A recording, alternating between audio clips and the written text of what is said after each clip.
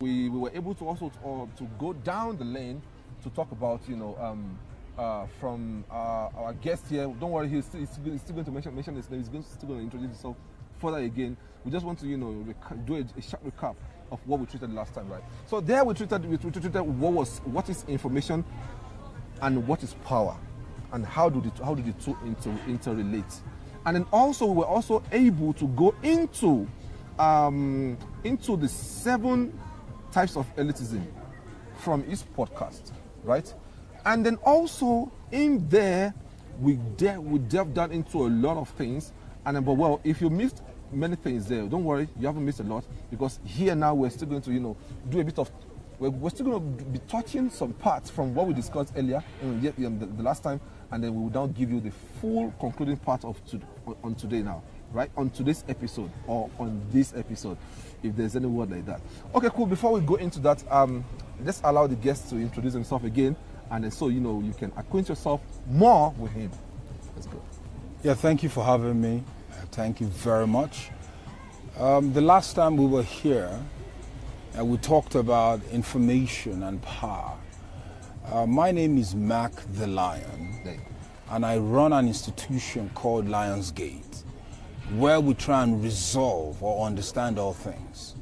Resolving is just an artistry wherein you are able to bring to bear things that are actually there, but up until now you don't know how it looks or how it can be practically applied in your everyday life.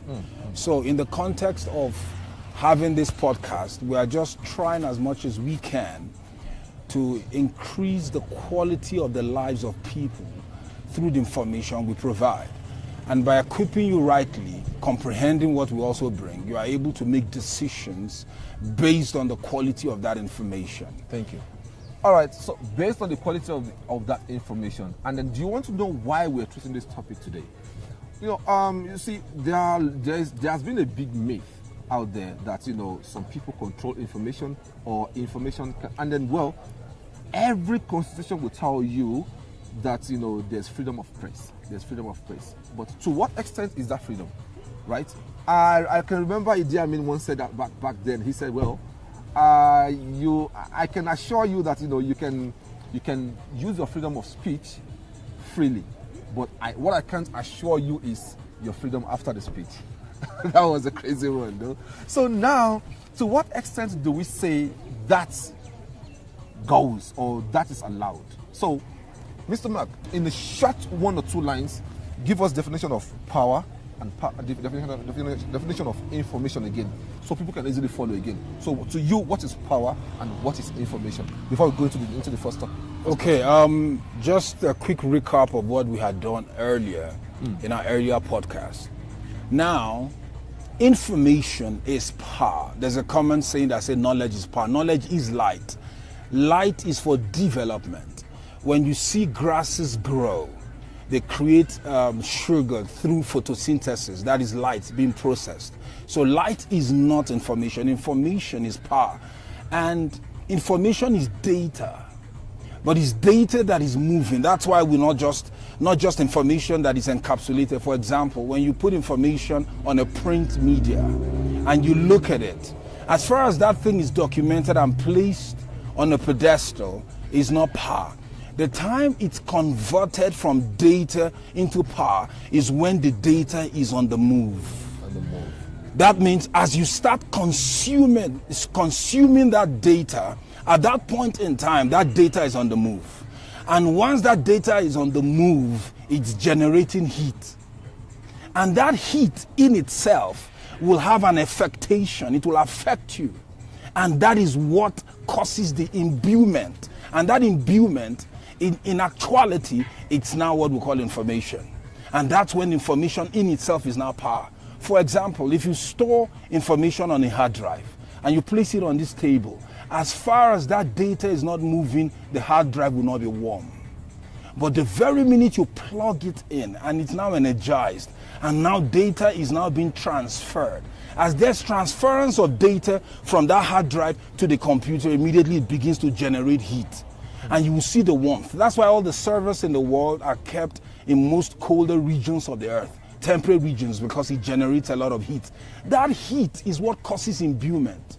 For example, if you are going to dye a fabric, for example, you need it to be done in extreme heat. It is in that heated environment that the dye actually penetrates the fiber of the clothing or the material you are trying to dye. The same thing with knowledge. The same thing, with information. Information in movement, once information is moving or data is moving, it generates heat. The heat that the data generates automatically produces some form of energy, which in itself causes imbuement, and that imbuement is now what we call as power, and that's what now has affectation or affects you, and that affecting or affectation is what creates influence. So information is power and power is influence. So when you use power in the context of any environment, as far as people are consuming it, you are generating power.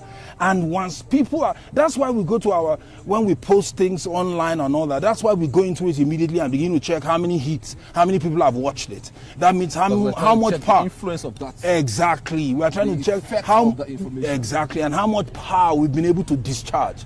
But if I store video on a server and no one watches it and no one consumes it, even though it is carrying dormant energy, even at that, it's not generating power because people are not consuming it. So information is power on the move.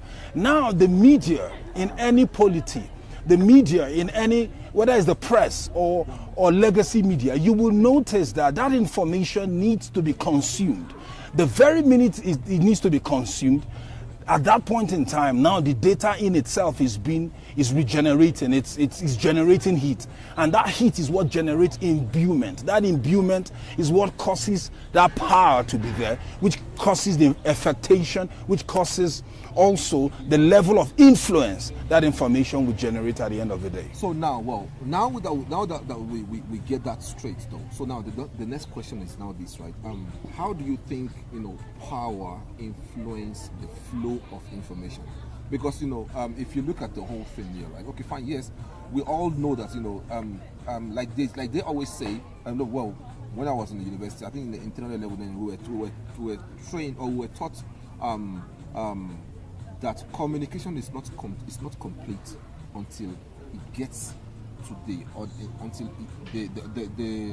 your interlocutor gets the message. Yes. The one you are talking until to. There's a reception. Until the one you are speaking to gets the information and receive it properly. Yes. Then we say communication. So then with that as well, I believe. So communication is not just you belting out information. It's someone has to take it and receive it properly. Yes. From your podcast there, where you said media elite is the most powerful there. Yes. Because it's only the information that we feed people that, because now if you say, guys, there's war now, everybody starts running, whereas maybe there might not be war.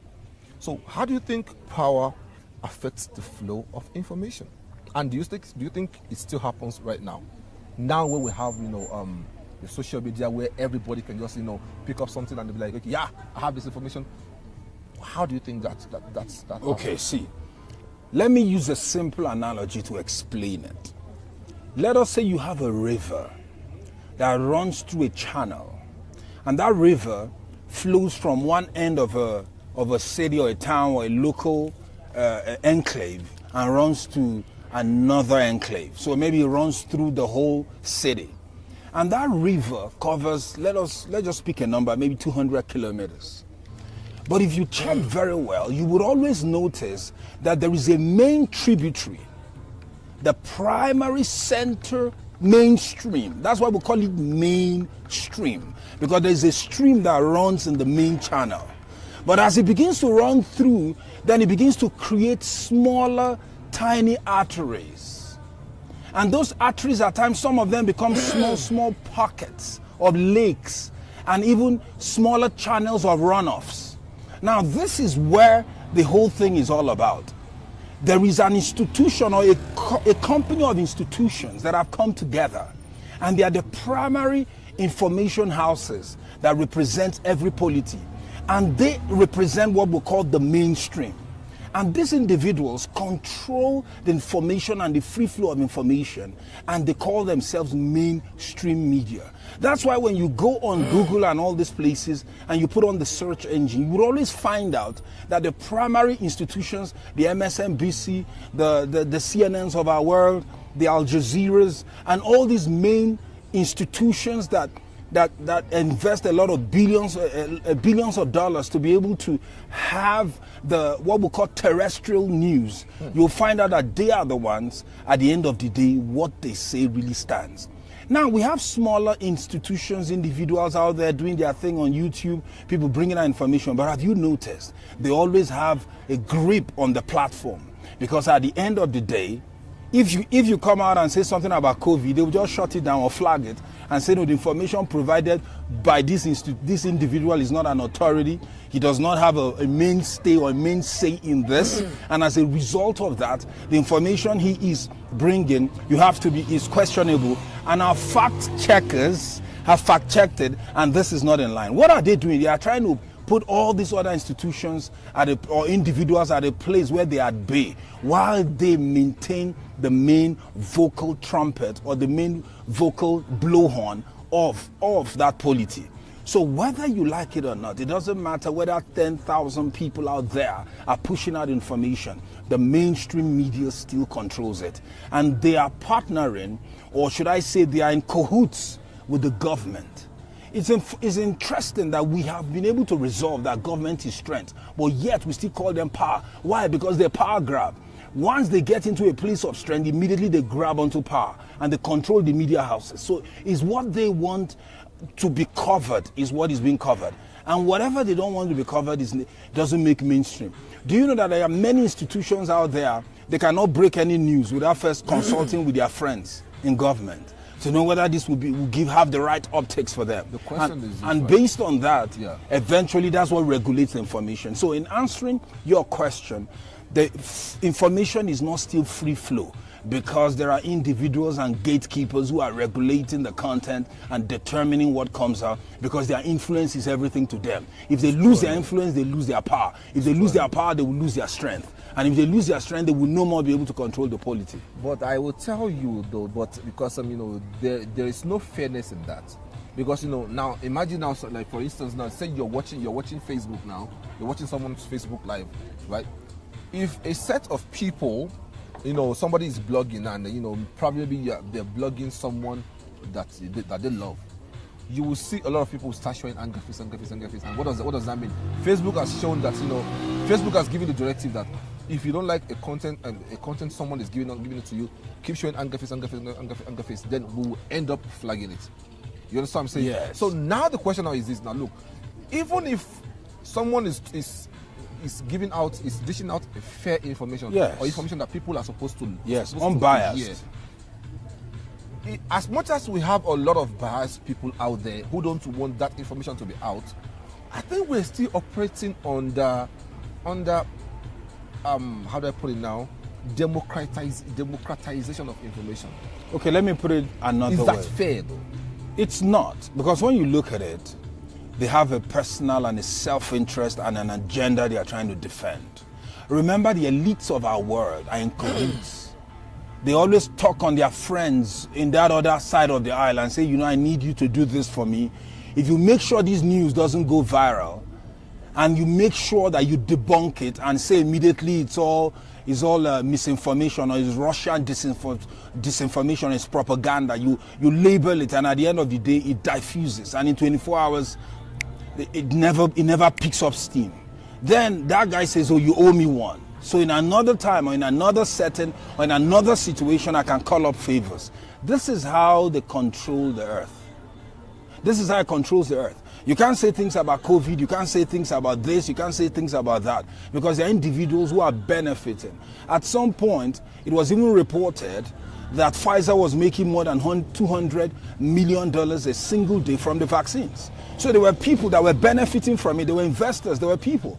So when you come today and say, no, ivermectin will also bring a curation, immediately that raises a flag, because now if we have a cure for this thing, now we cannot have the vaccines. And the vaccines is meant to be an executive mandate released by the government in order to provide some type of coverage for people who at the end of the day is beneficial to their resources.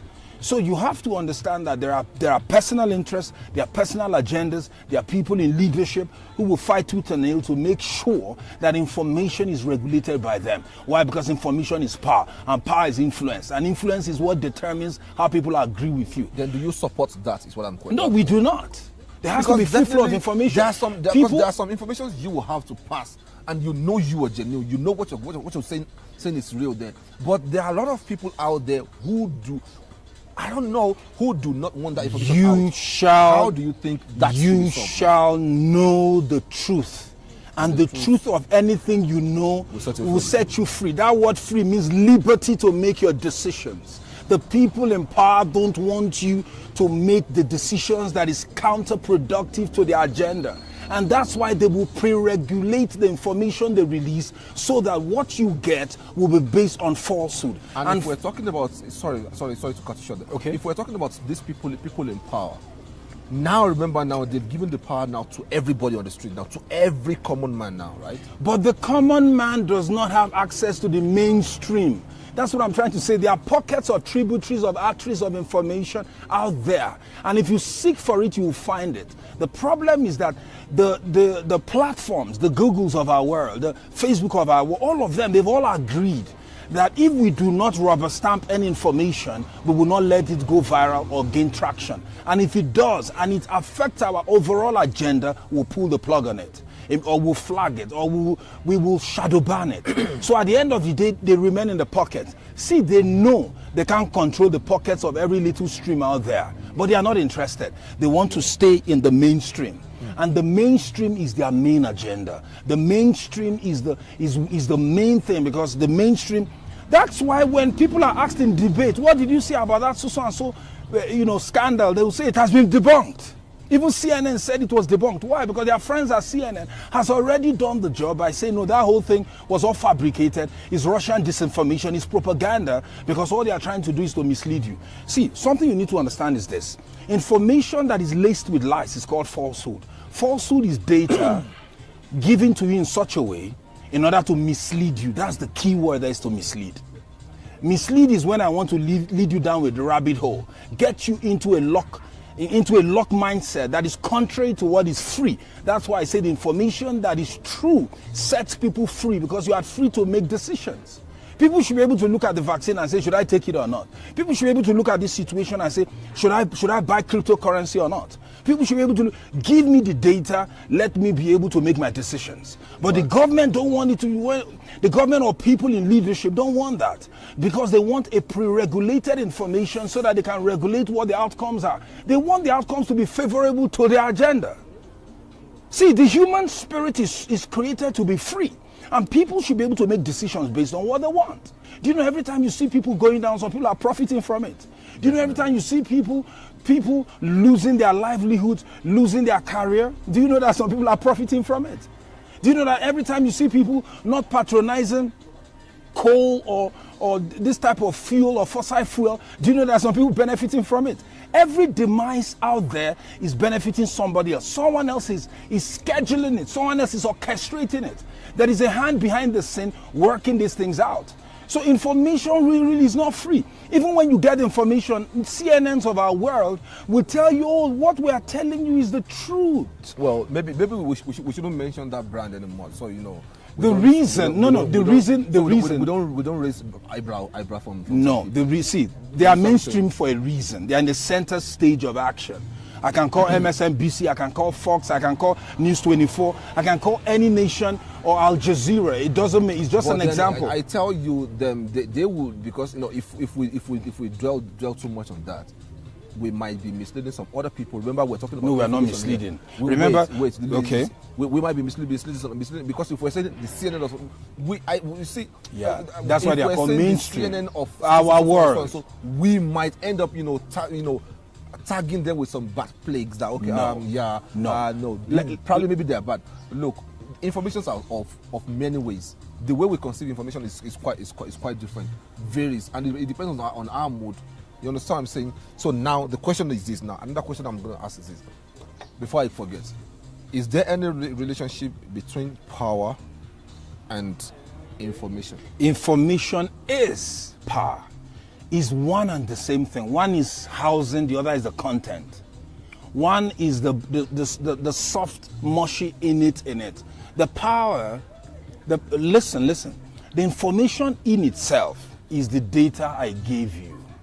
The power is the energy and the fire and the flame that will ignite you as a result of the information or the data I've just shared with you. The relationship between the two. So the relation is the core, is the sweet center. The sweet center of information is the power. Every information is carrying power. The only difference now is that which type of power is in it. Is it the type of power that will deprecate me, or is the one that will mislead me, or is the one that will set me free to be able to make decisions at a place of liberty? So that's what I'm trying to tell you. They are one and the same thing, but this is how I want to put it. See, this is power, this is information. So when I give you data, what you get is the information. You don't see the power.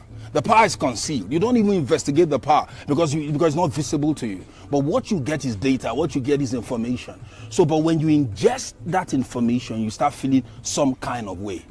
Whatever way I make you feel as a result of that which I've transmitted to you, I have just transferred power. So we can put it like this. Information is the container, while power is the water that is in that container that is transmitted to you.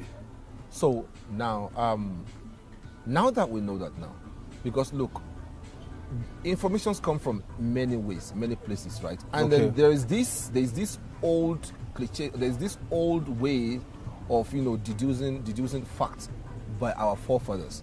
Well, I don't think that is fair, but they still use it till date though. Like for instance now, right? If you, just as you and I now, myself, you and Kobe, say we are all friends, right? You were not there, and then something happened between me and Kobe. Though I know I was wrong, if I came to you first, yes, you will give your own angle. You understand what I'm saying? Yes. And then a lot of people, or